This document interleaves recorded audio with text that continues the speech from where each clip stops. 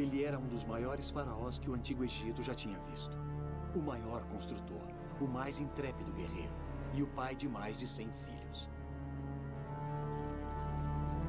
Novas evidências agora sugerem que ele também era o faraó sem nome do êxodo bíblico. Ele era Ramsés, o Grande.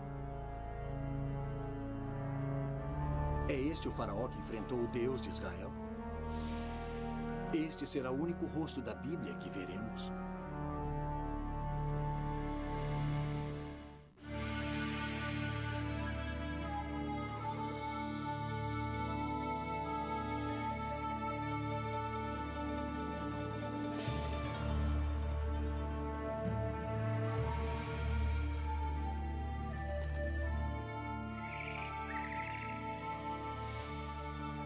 Os grandes egípcios.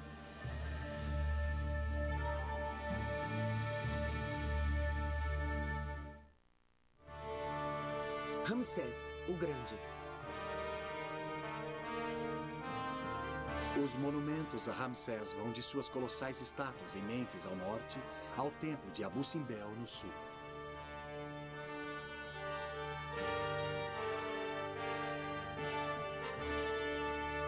Entre elas, o Vale do Nilo está pontilhado de templos, palácios e estátuas construídas pelo faraó que o mundo conheceria como Ramsés, o Grande.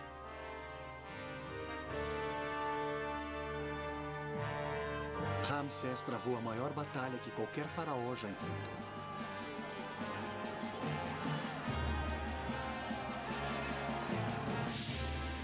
Em menor número, em território hostil, ele lutou quando aqueles à sua volta estavam prontos para fugir. Ramsés sabia lutar.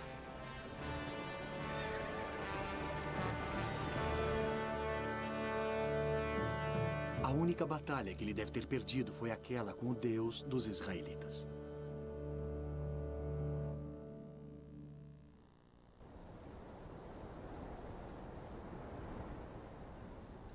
Para se entender Ramsés, é preciso ir a Abidos, o local mais sagrado de todo o Egito. Durante centenas de anos, peregrinos traziam oferendas aqui para cair nas boas graças de Osíris, o deus dos mortos. Hoje, tudo o que resta das oferendas está neste monte. Potes, agora quebrados, carregados pelos peregrinos.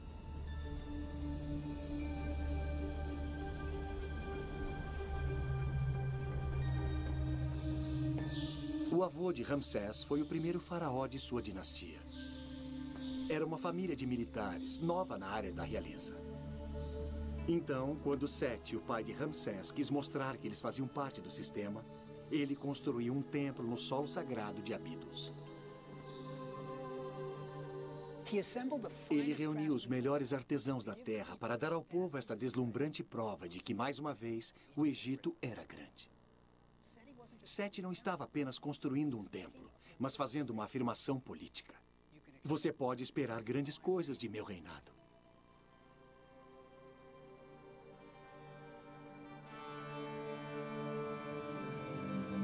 Este era o pai de Ramsés.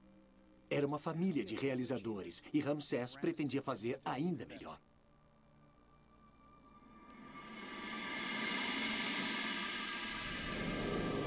E ele o fez.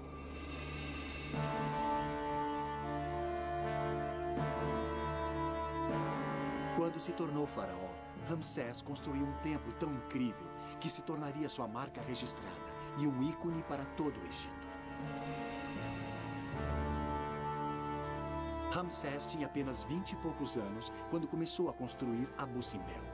Fica na Núbia, além da fronteira setentrional do Antigo Egito. Era um projeto singular. A maioria dos templos era construída de blocos de pedra que eram encaixadas e depois esculpidas. Abu Simbel foi esculpido numa montanha. Era preciso desenvolver novas técnicas de corte de rochas.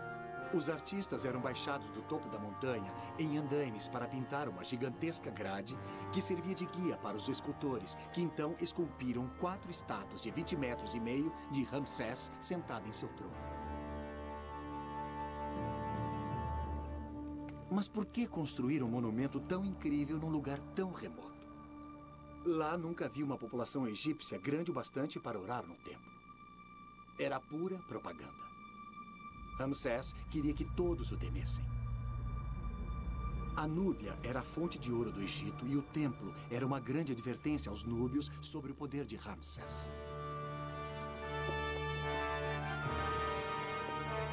Qualquer um que velejasse até o Egito vindo da Núbia passaria pelo templo com suas 4 colossais estátuas de Ramsés sentado ao trono.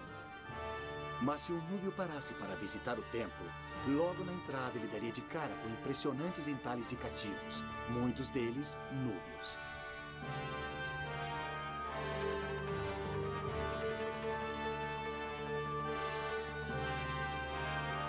Uma vez lá dentro, o visitante podia ver Ramsés liderando seu exército na batalha, com as rédeas de sua biga amarradas à sua cintura, lançando flechas contra o inimigo.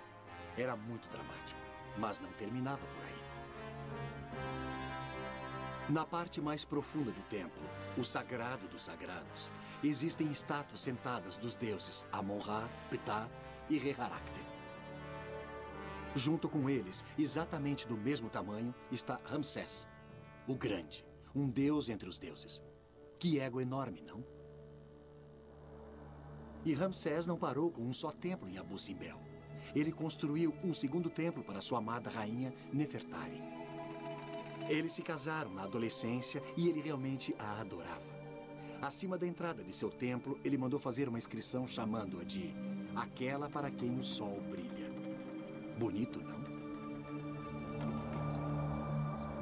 Nos anos 20, quando a América queria celebrar seus grandes presidentes, Ramsés, em Abu Simbel, foi a inspiração para o Monte Rushmore nos Black Hills da Dakota do Sul. Mesmo com ferramentas e técnicas de engenharia modernas, levou 20 anos para completar as 4 colossais cabeças dos presidentes. Tanto quanto levou para completar Abu Simbel.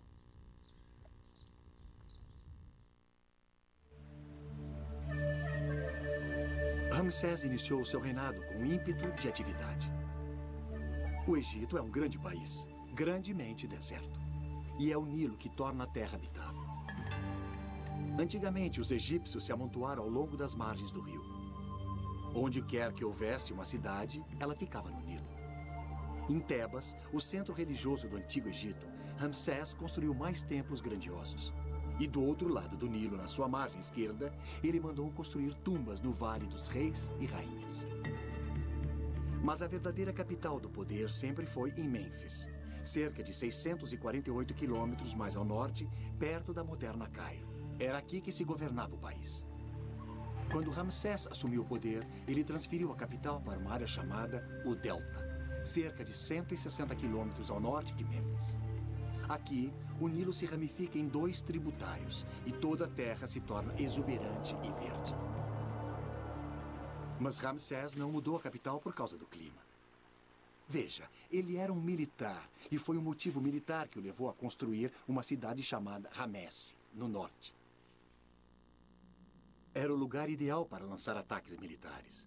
A Síria ao norte e a Líbia ao oeste, os tradicionais inimigos do Egito.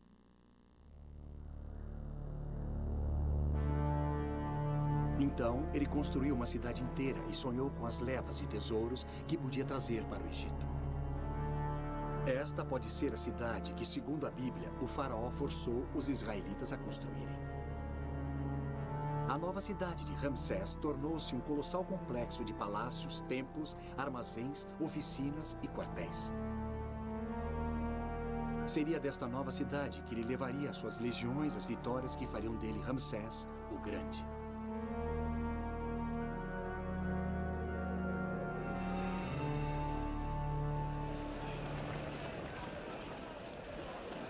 Quando tinha 25 anos, Ramsés era o líder do maior exército profissional que o mundo antigo já tinha visto. Impressionante, não? O exército era constituído de infantaria e aurigas. A infantaria tinha mais de 20 mil homens. Suas armas eram a acha de armas, a lança e a setoura. Na Guerra das Bigas, maniabilidade era o segredo do jogo. As bigas tinham de ser leves, então quebravam com facilidade e poucos homens sobreviviam. Cada biga era puxada por 2 cavalos e carregava 2 homens, um condutor e um arqueiro. O piso era feito de tiras de couro trançado, coberto por um pedaço de couro. Ele funcionava como um amortecedor e era uma plataforma relativamente estável, da qual o arqueiro podia lançar as suas flechas. Era como um carro esporte, uma carroceria leve, com muito motor.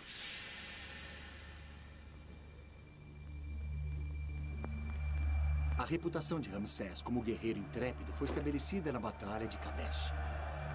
Temos mais relatos desta batalha do que qualquer outro evento na história antiga. Foi o equivalente da travessia do Delaware por George Washington. O que é bárbaro é que não temos apenas os relatos escritos da batalha, mas ainda temos o campo onde Ramsés lutou. A antiga cidade fortificada de Kadesh, na Síria, foi construída sobre um morro. Este local é habitado há mais de 3.000 anos e hoje abriga um povoado moderno. Mas logo ele pode estar deserto. O sal no solo e a água fizeram com que a maioria dos habitantes abandonassem as suas casas. Agora, apenas alguns aldeões vivem no local que antes era uma área estratégica do antigo Oriente Médio.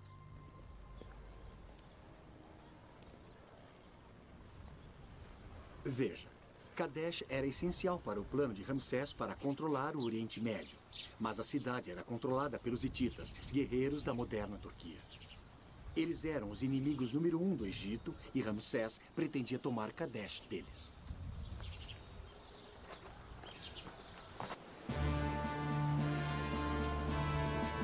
Então, no segundo mês de verão, no 5º ano de seu reinado, 20.000 soldados seguiram Ramsés para fora do Egito. Eles planejavam tomar Kadesh e todo o território à sua volta. Os soldados foram divididos em 4 divisões de 5.000, e cada divisão tinha o nome de um deus do Egito: Amon, Ra, Ptah e Sutek. Enquanto Ramsés saía com sua biga dourada, com seu exército estendendo-se por quilômetros atrás dele, ele não tinha dúvidas sobre a sua iminente vitória. Ramsés nunca tinha estado perto da derrota. Logo, Kadesh certamente seria sua. Ramsés o Grande estava liderando a mais poderosa força militar que o mundo já tinha visto.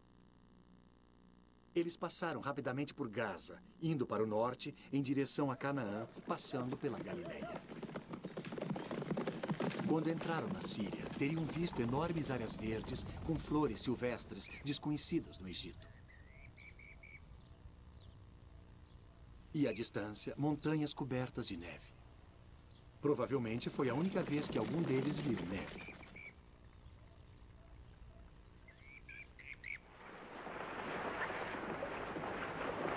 Ansioso por alcançar a sua meta, Ramsés acordou cedo, vestiu sua roupa de batalha e liderou a divisão de Amon até Kadesh. Estendendo-se por quilômetros atrás dele estavam outras 3 divisões. Quando Ramsés se aproximou do rio Orontes, 2 membros da tribo local se uniram à comitiva. Eles disseram a Ramsés que o rei hitita Matualas, ao saber que Ramsés estava se aproximando, tinha fugido com seu exército 193 quilômetros para o norte em direção a Alepo. Para o jovem Ramsés, isso parecia perfeitamente sensato. Ansioso pela vitória, acompanhado por uma única divisão, a de Amon, ele correu direto para Kadesh com suas 3 outras divisões, tentando alcançá-lo. Jovem e arrogante, ele deixou a maior parte de seu exército para trás.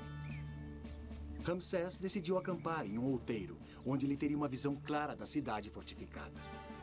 No dia seguinte, ele pretendia tomar Kadesh e todos os seus tesouros. Era bom demais para ser verdade. Enquanto montavam um acampamento, os sentinelas de Ramsés pegaram 2 espiões hititas e os torturaram para contarem a verdade. Ramsés tinha caído numa armadilha. Matualas esperava por ele na floresta, atrás de Kadesh, com 40.000 soldados. Enquanto Ramsés e seus oficiais faziam planos de emergência, os hititas atacaram.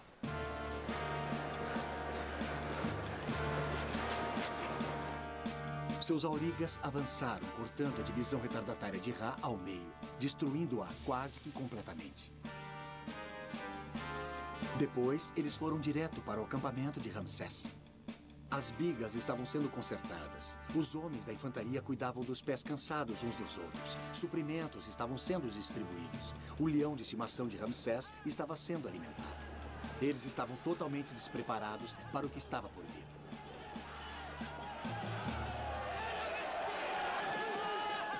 Atravessando a barreira de antepar os egípcios que formavam um círculo à volta do acampamento, as bigas hititas surpreenderam os soldados cansados. Com o exército egípcio num estado de confusão total, Ramsés assumiu o controle. Ele gritou: "Fiquem firmes! Acalme o coração, meu exército, que vocês poderão contemplar a minha vitória. Amon será o meu protetor. Sua mão está sobre mim."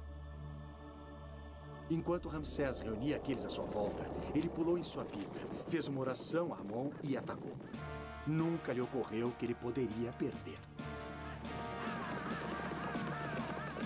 Surpreendendo os hititas com a sua coragem, Ramsés salvou o dia.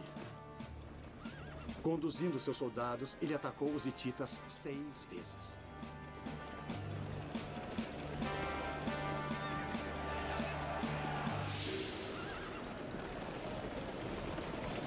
Finalmente, as bigas hititas foram forçadas a fugir para o outro lado do rio.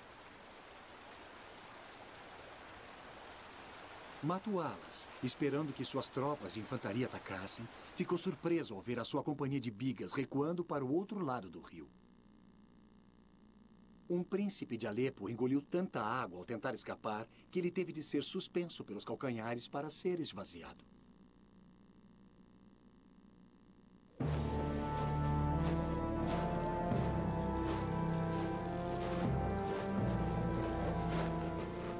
Uma derrota tinha se transformado em vitória. Agora, as mãos direitas dos hititas mortos foram cortadas e empilhadas para que os escribas de Ramsés pudessem contar os mortos mais facilmente. Era apenas o final da primeira rodada. Na manhã seguinte, foi a vez de Ramsés atacar. Após vários ataques, ficou muito claro que os soldados hititas eram muito bem treinados e numerosos demais para serem derrotados. Foi um empate, mas o corajoso Ramsés tinha conseguido uma grande vitória pessoal. Matualas ofereceu um tratado de paz a Ramsés. Ambos os lados aceitariam um status quo e concordariam em nunca mais atacar um ao outro. Mas Ramsés não aceitou nada disso. Ele concordou apenas com uma trégua. Ele ainda tinha planos para Kadesh. Então, Ramsés e seu exército marcharam para casa, para sua cidade no delta. Deve ter sido uma entrada triunfal, com a exibição de prisioneiros hititas e histórias sobre a incrível coragem do faraó. É disso que são feitas as lendas. Ramsés mandou esculpir a história da Batalha de Kadesh nas paredes de todos os seus templos, criando um relato mais detalhado do que qualquer outra batalha na história antiga. Era uma história que Ramsés nunca se cansava de contar, e os egípcios adoravam ouvi-la.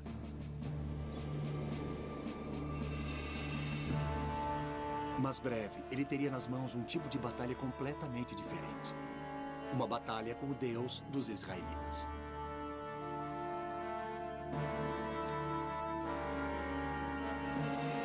Um dos grandes mistérios arqueológicos da nossa época é a história bíblica do Êxodo, uma das partes mais essenciais do Velho Testamento.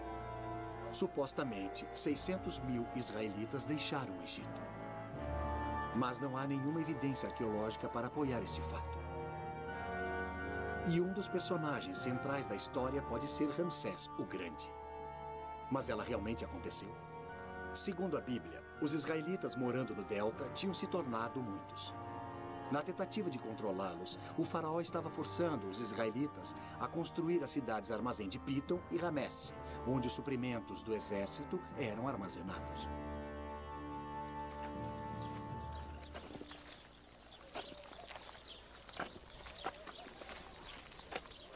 Quando os israelitas pediram 3 dias de folga para celebrar um festival religioso, o faraó não só recusou, como também disse que eles não receberiam mais palha para fabricar seus tijolos.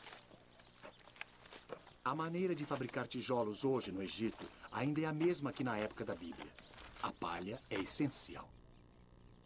Ela dá resistência aos tijolos e evita que encolham quando secos. O faraó estava fazendo os israelitas produzirem a sua cota diária de tijolos.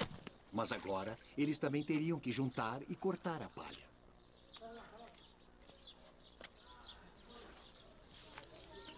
As cidades egípcias eram construídas de tijolos de barro, milhares deles. Quando Moisés, o líder dos israelitas, e seu irmão Arão pediram para o faraó deixar o seu povo partir, ele recusou. Para mostrar o poder do Senhor, Arão fincou seu cajado no solo e ele se transformou em serpente. O faraó não se impressionou e seus magos fizeram exatamente a mesma coisa. Aparentemente, era o velho truque da serpente que todos conheciam.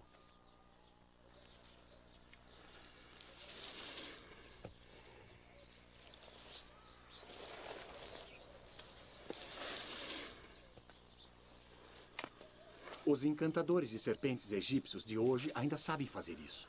São ótimos artistas, cheios de firulas, mas no final o truque ainda impressiona.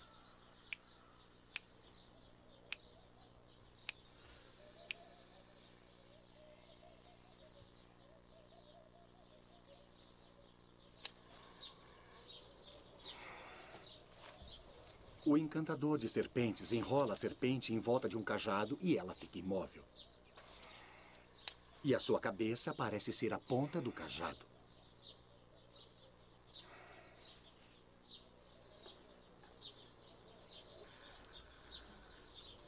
Moisés deve ter mostrado ao faraó algo parecido com isto.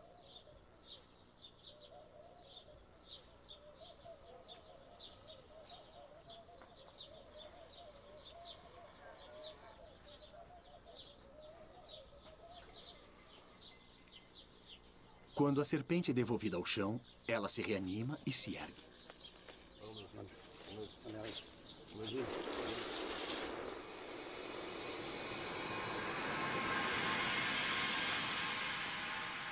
O confronto final na história do Êxodo é entre o Deus vivente do Egito, o faraó, e o Deus dos israelitas, que roga 10 pragas sobre o Egito. Moisés diz: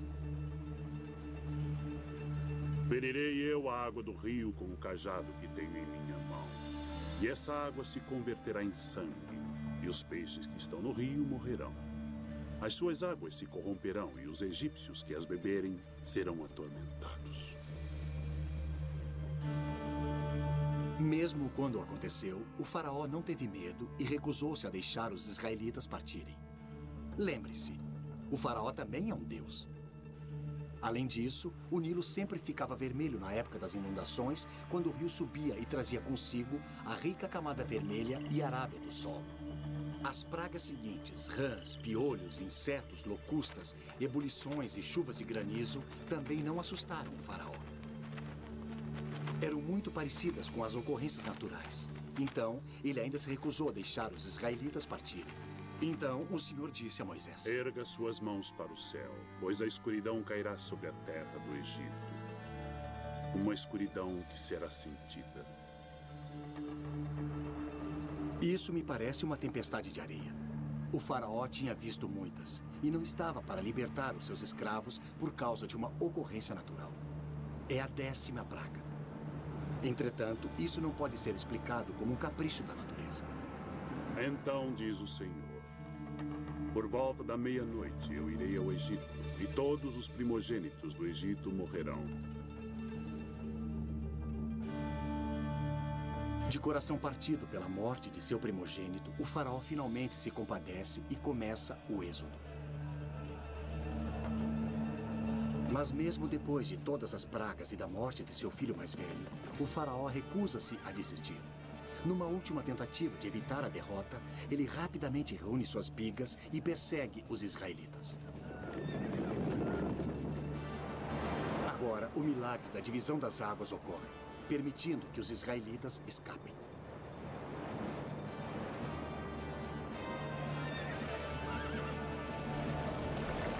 Durante a perseguição, o exército é engolido pelas águas. O faraó finalmente fora derrotado. A rota mais fácil para os israelitas escaparem para a Terra Prometida era através de uma região chamada Mar de Reeds. Ainda está lá. Na verdade, parte do canal de Suez o atravessa. Esta é uma área pantanosa onde as pessoas que estavam a pé podiam atravessar, mas as bigas ficariam presas na lama. E isso explicaria a história da Bíblia. Não é tão dramático, mas ainda assim é uma derrota para o faraó. No geral, o Êxodo é uma ótima história. Mas ela realmente aconteceu? Se havia israelitas no Egito e se houve o Êxodo, por que não está nos registros egípcios? Os egípcios registraram muitas guerras e batalhas em seus tempos. Mas se você ler os hieróglifos com atenção, você não encontrará nenhuma derrota. Os egípcios nunca registravam as derrotas. Para encontrar registros dos israelitas no Egito, você precisa voltar à Bíblia, a uma época antes do Êxodo, a época da história de José. É lá que você vai encontrar a nossa próxima pista para saber se o Êxodo realmente ocorreu. Segundo a Bíblia, um israelita chamado José foi vendido como escravo por seus irmãos que tinham inveja de seu manto de tecido colorido. José acaba no Egito e é injustamente acusado de atacar a esposa de seu mestre e é atirado na cadeia. Mas José tem uma habilidade que o salva. Ele sabe interpretar sonhos. Na prisão, ele interpreta corretamente os sonhos de seus companheiros de cela. O faraó acaba sabendo de sua habilidade. Veja, o faraó estava tendo sonhos que nenhum de seus sacerdotes conseguia interpretar. Ele viu 7 vacas gordas sendo devoradas por 7 vacas magras. E viu também 7 espigas de milho grandes sendo devoradas por 7 pequenas espigas de milho. José interpreta isso como significando que o Egito terá 7 anos de prosperidade, seguidos por 7 anos de fome. Baseado nesta interpretação, a economia do Egito para os 14 anos seguintes é planejada. Durante os 7 anos de prosperidade, o trigo é armazenado em grandes celeiros redondos, antecipando os iminentes anos magros. Quando a fome vem, ela atinge todo o Oriente Médio e só o Egito é salvo da inanição. Agora, o legal é que o final desta história é verdadeiro e tem um sabor egípcio. Os egípcios acreditavam que todos tinham sonhos proféticos. E se você quisesse que um sonho fosse interpretado, você vinha a um templo como este. O sacerdote iria até a biblioteca do templo e pegaria um papiro com uma lista de sonhos e a sua interpretação. Por exemplo, se você visse a si mesmo como um pigmeu, isso era ruim. Significava que metade da sua vida já tinha transcorrido. Mas José podia interpretar os sonhos que não estavam no livro dos sonhos. Seja lá quem escreveu a história de José, realmente sabia sobre o que estava falando.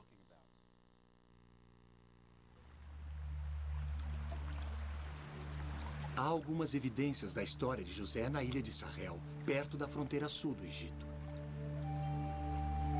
A ilha é coberta de inscrições na rocha. E há uma que fala sobre uma fome de 7 anos, como na história de José. A história de José não é o Êxodo, mas sugere que havia israelitas no Egito.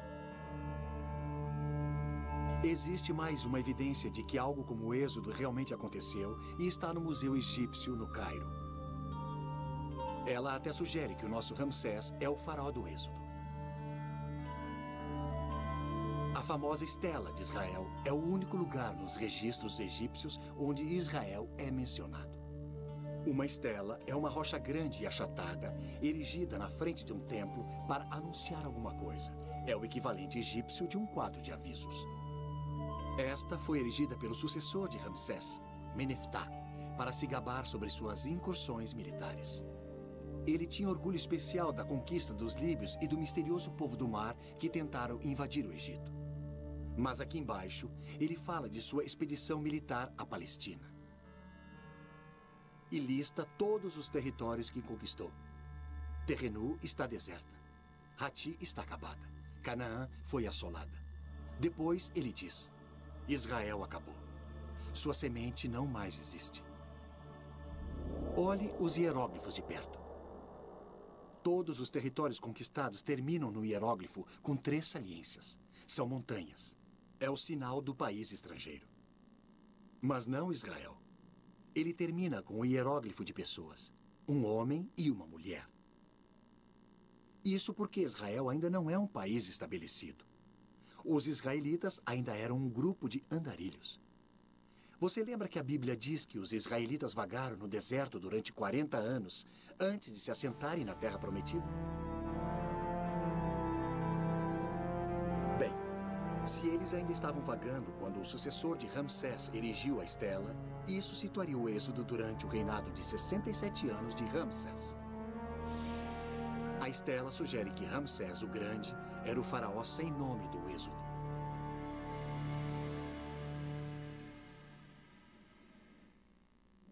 Ali está uma última pista de que Ramsés era o faraó do êxodo. E ela é dada por um de seus filhos.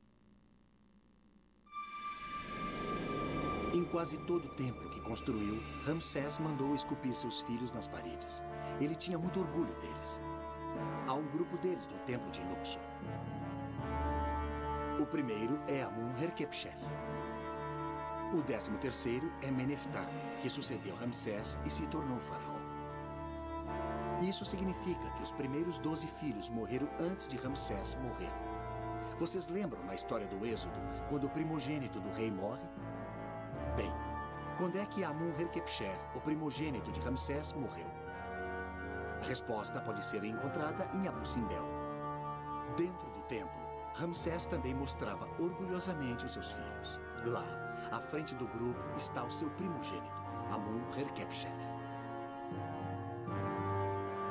Ele estava vivo quando esta parede foi esculpida.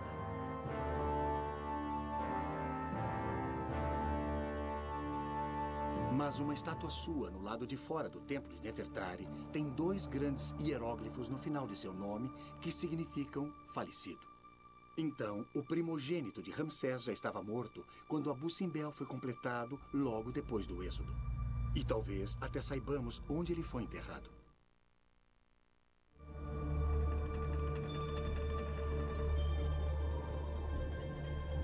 Todas as tumbas do Vale dos Mortos são numeradas, e uma das tumbas mais comentadas é a KV5, Vale dos Reis 5.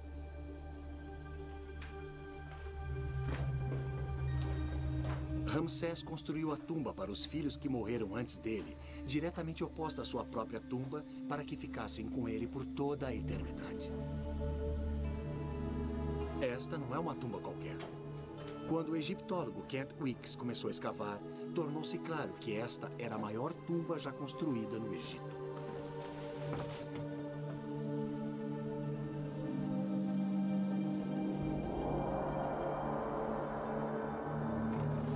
Ela parece continuar infinitamente com centenas de pequenas câmaras.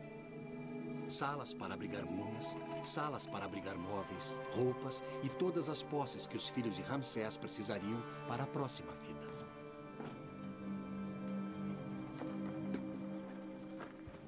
Quando os investigadores começaram a esvaziar a tumba, encontraram bandagens de múmias e ossos e jarros que uma vez abrigaram os órgãos internos que foram mumificados. Eles também descobriram inscrições com os nomes dos filhos de Ramsés.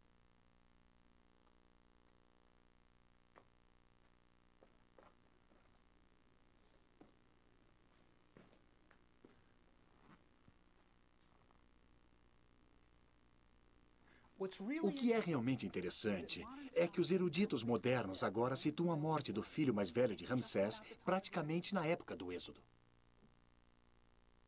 Não é impressionante que esta tumba provavelmente é o local de descanso do primogênito do faraó?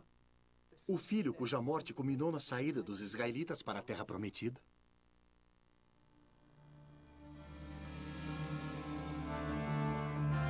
Todas as evidências sugerem que Ramsés o Grande era o faraó do Êxodo. A história de José mostra que havia israelitas no Egito. Ela foi escrita por alguém que tinha grandes conhecimentos sobre o Egito. E a inscrição da fome dos 7 anos na ilha de Israel. Isso mostra que as fomes coletivas aconteceram no Egito. Depois, na própria história do Êxodo, nos dizem que os israelitas construíram as cidades-armazém de Pitom e Ramesse no delta. E o delta realmente está coberto com os restos das cidades de Ramsés. Some-se a isso que o primogênito de Ramsés morre em 1262 a.C., a época do Êxodo, e começa a parecer que Ramsés foi o faraó sem nome. O Êxodo não aconteceu exatamente como está escrito na Bíblia, mas parece que algo aconteceu e que Ramsés estava bem no meio disso. É por isso que, quando olhamos para o rosto de Ramsés o Grande, provavelmente estamos olhando para um personagem saído diretamente da Bíblia. Este pode ser o rosto de um homem que realmente teria conhecido Moisés. Se Ramsés era o faraó do Êxodo, isso explicaria uma mudança radical em seu comportamento. A evidência dessa crise da meia-idade está escrita na parede de um templo para todos verem. E aqui está. É o primeiro tratado de paz da história do mundo. E é entre Ramsés e o rei Hitita. Tem tudo o que se pode esperar de um tratado moderno, de um pacto de não agressão, fim das hostilidades. Mas o termo do pacto mais importante é que Ramsés o Grande promete não invadir a terra dos hititas, nem tomar nada deles. Ele desistiu de Kadesh. Ele lutou por anos para ficar com Kadesh. Por que ele vai desistir de Kadesh agora? Eu acho que a resposta pode estar no Êxodo. Ramsés tinha sofrido a sua primeira derrota. Ele tinha perdido o seu primogênito. Isso pode ter sido mais do que ele poderia suportar. O êxodo e a morte de seu primogênito e outros filhos não eram as únicas tragédias que Ramsés teria de suportar. Abu Simbel foi terminado no 24º ano de seu reinado, e ele navegou o Nilo acima com Nefertari para dedicar o seu templo e o dela. Nenhum rei do Egito tinha construído algo semelhante a isso. De todas as suas esposas, somente Nefertari era sua amiga e companheira. Ela o acompanhava para todo lugar e aparece ao seu lado em todas as estátuas de seus templos. Esta seria a última viagem de Nefertari, aquela para quem o sol brilha. Ela morreu logo depois de seu retorno ao palácio do Delta. O Vale das Rainhas era chamado também de o Vale da Beleza. E lá Ramsés construiu a tumba mais bonita do Egito, para Nefertari. Sua amada rainha está esbelta e elegante, pronta para entrar na próxima vida. Lá, ela assumiria o seu lugar de direito ao lado dos deuses.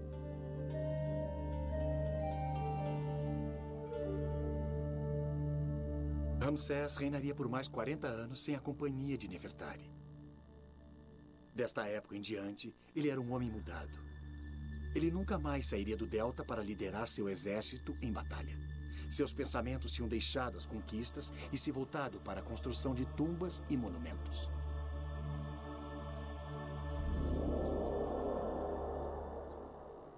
Com uma família tão grande, dificilmente passava um ano sem que Ramsés tivesse que enterrar um filho, uma filha ou uma esposa. Para criar as tumbas para sua família, Ramsés empregou toda uma aldeia de artífices, escultores, pintores, escavadores, supervisores, todos necessários para construir uma tumba real. Esta era a cidade onde eles moravam. É o equivalente a um condomínio moderno. 70 famílias viviam aqui, perto umas das outras. Todos sabiam da vida uns dos outros. Na verdade, sabemos mais sobre o que acontecia nesta aldeia do que sabemos sobre qualquer outra cidade antiga do Egito. Ainda temos os bilhetes que eles escreviam uns para os outros em cacos de cerâmica que eles usavam como papel de rascunho. Era uma comunidade muito ligada. Devido ao fato de morarem perto do Vale dos Reis, eles estavam um pouco isolados das outras aldeias. Eles estavam tão longe do Nilo que precisavam de um serviço de lavanderia para lavar as suas roupas.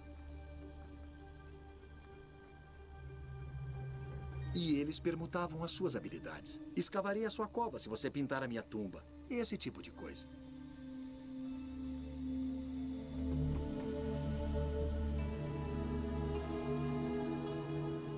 Mas os artífices não passavam muito tempo na aldeia. Eles tinham que andar muito até o trabalho, então não podiam viajar todos os dias.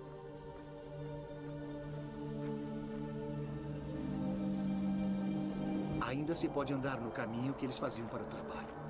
Imagine-os andando em pequenos grupos de 3 ou 4, carregando suas ferramentas, conversando. Era uma bela caminhada. E quando chegavam ao topo, podiam ver todo o Vale do Nilo abaixo deles. Logo abaixo, eles podiam ver a construção do templo mortuário de Ramsés. Fique imaginando se houve uma competição entre os dois grupos. A nossa tumba é melhor do que o seu templo. Logo depois deste cume fica o Vale dos Reis. É aqui que Ramsés esperava descansar por toda a eternidade.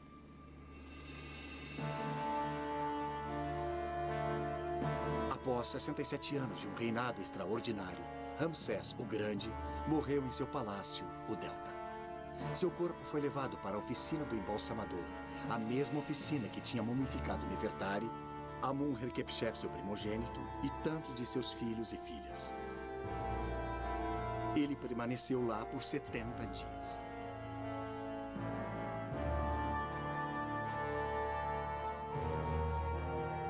Depois, o corpo foi levado numa barcaça real para fazer a longa viagem para o sul, para o Vale dos Reis. Durante 3 semanas, o navio que levava o corpo de Ramsés velejou o rio acima. O povo do Egito se alinhou nas margens do rio para prestar seus últimos respeitos ao faraó que tinha reinado tão bem por quase 3/4 de século. Enquanto a múmia de Ramsés velejava para o sul, as mulheres das cidades jogavam areia sobre as próprias cabeças e rasgavam suas próprias roupas, conforme o tradicional sinal de luto. Quando o navio chegou a Tebas, o alto sacerdote de Amon foi ao seu encontro na margem leste do Nilo. Lá, sua múmia foi colocada em um barco cerimonial para sua última jornada pelo Nilo, em direção ao oeste, o domínio dos mortos. Quando o corpo chegou à margem oeste, ele foi transportado de trenó até o templo funerário de Ramsés. Lá, os sacerdotes recitaram as antigas orações. Ramsés agora estava pronto para se unir aos deuses. O trabalho na tumba de Ramsés tinha começado 67 anos atrás. Agora, ela estava pronta para receber a múmia de Ramsés. Como nas tumbas dos faraós que o antecederam, seu sarcófago de pedra foi lentamente baixado por um corredor, passando pelas escrituras sagradas das paredes que iriam acelerar a ida do faraó para a próxima vida. O livro dos portais, com todas as senhas para superar quaisquer obstáculos, e o mais importante, o livro dos mortos, para garantir a ressurreição no outro mundo.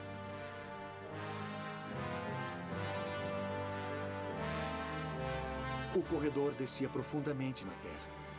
Salas tinham sido escavadas, esculpidas, lixadas e depois pintadas para que o rei pudesse mostrar aos deuses que ele deveria ser tratado como um deles.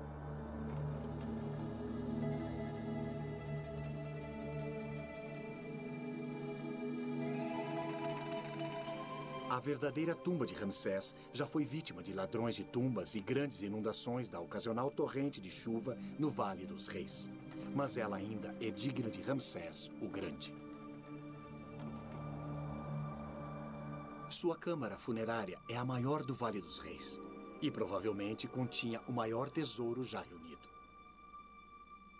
Ramsés teve 67 anos como rei do mais próspero país da Terra, para reunir os tesouros de ouro que o levariam para a próxima vida. Esta sala, sem dúvida alguma, abrigava tesouros muito mais espetaculares do que aqueles de um faraó jovem como Tutancâmon.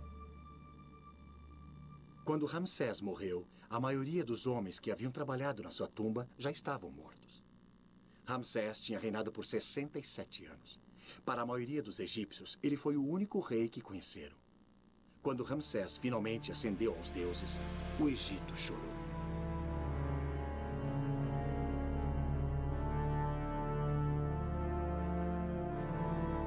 Mas a múmia de Ramsés não permaneceu na sua tumba para sempre. Descoberta por arqueólogos no século passado, ela foi levada para o Cairo. Mas esta não foi a viagem final de Ramsés. Nos anos 70, curadores egípcios descobriram que os faraós na sala das múmias do Museu do Cairo padeciam de uma segunda morte. A umidade do museu tinha permitido que bactérias e fungos atacassem as múmias por quase um século. A múmia de Ramsés o Grande foi enviada a Paris para ser estudada e tratada por uma equipe de cientistas. Quando Ramsés chegou ao aeroporto francês, ele teve uma recepção militar com todas as honras de chefe de Estado. A múmia de Ramsés foi examinada por uma equipe de cientistas no Museu do Homem, em Paris. A radiografia do crânio de Ramsés mostra que seus dentes estão muito gastos, apodrecidos. Há um buraco na mandíbula causado por uma infecção dentária. Um abscesso em volta de seus dentes foi grave o bastante para causar morte por infecção. Algo que os médicos egípcios não tinham como tratar. Não podemos ter certeza de que esta foi a causa da morte de Ramsés. Mas podemos apostar que os últimos dias do grande homem foram passados em agonia. Ramsés morreu com dor. Um velho aleijado com cerca de 90 anos. Mas os antigos egípcios acreditavam que ele teria a juventude restaurada novamente. Eu gosto de pensar em Ramsés em algum lugar no oeste, saindo do Palácio do Delta em sua biga. O exército estendendo-se por quilômetros atrás dele, partindo para novas conquistas. E quando ele volta, sua amada Nefertari está à sua espera, com 2 dúzias de seus filhos. Enquanto eles se reúnem à sua volta, Ramsés conta suas vitórias e aventuras. Houve 11 reis do Egito chamados Ramsés, mas houve apenas um Ramsés, o Grande.